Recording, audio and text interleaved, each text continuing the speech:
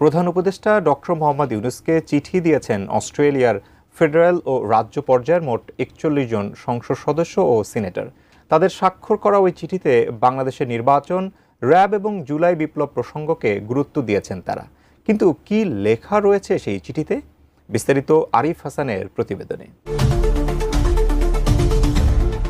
অস্ট্রেলিয়ার পার্লামেন্ট থেকে চিঠি এসেছে বাংলাদেশের অন্তর্বর্তী সরকারের প্রধান উপদেষ্টা ডক্টর মোহাম্মদ ইউনূসের কাছে। ওই চিঠিতে স্বাক্ষর করেছেন senator Larissa Waters, senator David Shoebridge, senator Fatima Payman সহ অস্ট্রেলিয়ার ফেডারেল ও রাজ্য পর্যায়ের মোট ৪১ জন সংসদ সদস্য ও সিনেটর।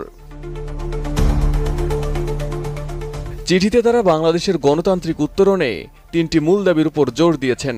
একটি সুনির্দিষ্ট নির্বাচনী রোডম্যাপ ঘোষণা, মনসুন বিপ্লব অর্থাৎ জুলাই বিপ্লবের সময় ঘটে যাওয়া সহিংসতার নিরপেক্ষ তদন্ত ও বিচার নিশ্চিতকরণ এবং র্যাপিড অ্যাকশন ব্যাটালিয়ন অর্থাৎ র্যাব